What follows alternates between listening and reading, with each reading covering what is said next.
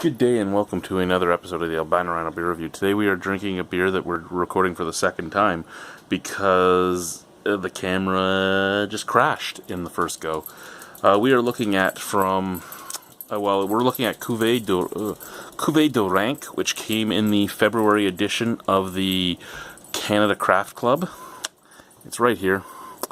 It's 7% alcohol by volume. It is 70% Belgian sour ale mixed with 30% lambic. First, it did come wrapped in paper. I threw the paper aside because I was recording the first video, and I'm not going to get it. You know what? I just don't care.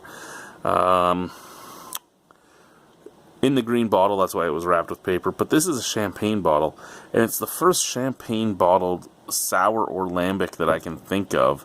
Other than maybe Duchess de Bourgogne, that is capped regularly. Usually they're cork and caged. And I mean, if you're gonna make me pay the bigger money for a fucking champagne bottle, you better cork and cage it for me. You really should. So let's just open this up. It is good until 2020.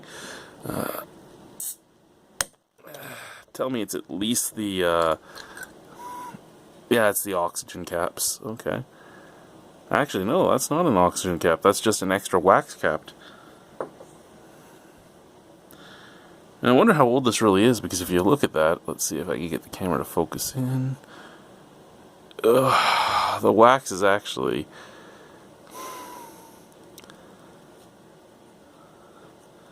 starting to bubble. Intriguing. Okay.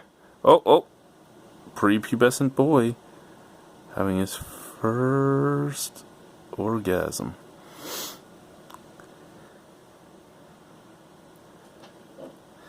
Okay, let's pour it and hope we don't get all head, which we probably will because I'm not using the proper glass. Because as you guys know, I pick one glass for the week, and that's my glass. And this is the glass I picked for this week. So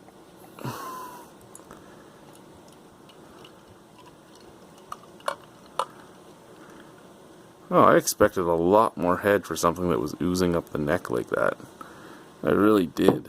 So there you go. Very hazy. That ambery color. I really, really like that. Is a little bit of carbonation moving. Head very small. Smaller than I expected. And just slightly off-white. Smell. Woo!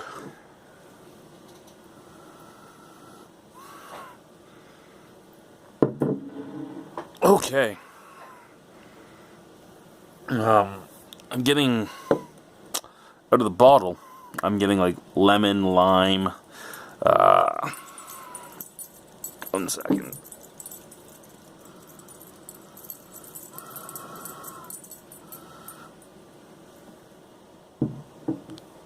Now this one's weird actually, because usually with lambics and sour ales and all that I get one or the other. And this one's coming out with lemon and lime, but then I'm getting like barnyard funk and perm chemical. Strange to me. Now when I sniff it out of the glass, all I'm really picking up out of the glass is like Granny Smith apples, a little bit of lime, and a touch of just pure on, almost like citric acid. Well, let's try it. Cheers.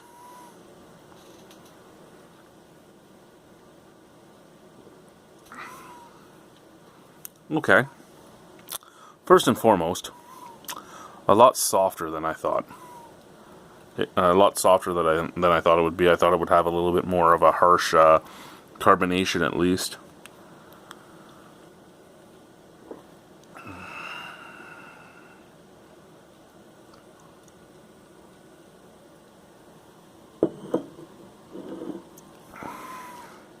For something that's 70% Belgian sour, it does have a little bit of a mouth puckering, but not much. I expected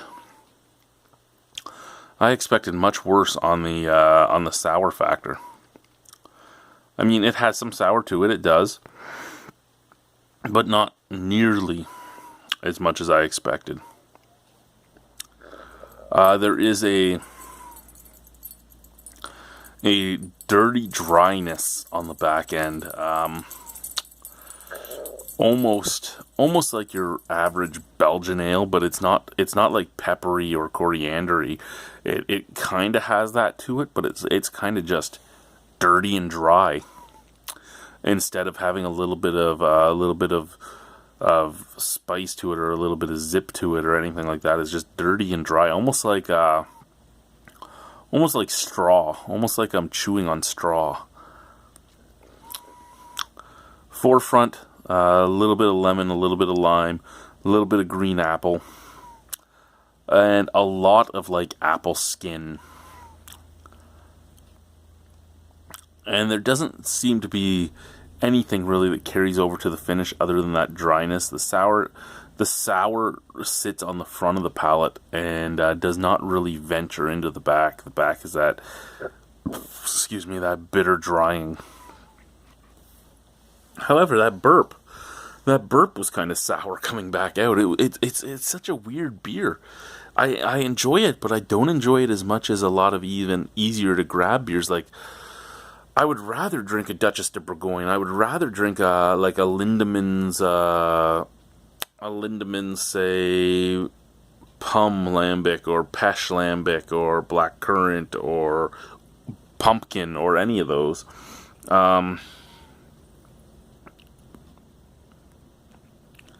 Not saying it's a bad beer, I'm just saying it's strange to me. Now, for those of you that get all worked up and are like, oh my god, I don't like sour beers, try a bunch of them. See if you can find ones that are local to you, that are cheaper. If you're in the US, look for like Founders Orman's Ale. Nice little sour ale, not really sour, but it gives you an idea of what to expect from the style. There's a lot of things out there like that. This is a good beer. I do enjoy it. I just don't know if I can't, my depth perception. I'm looking at the camera and reaching, and it looked like my hand was right there, and then I completely missed.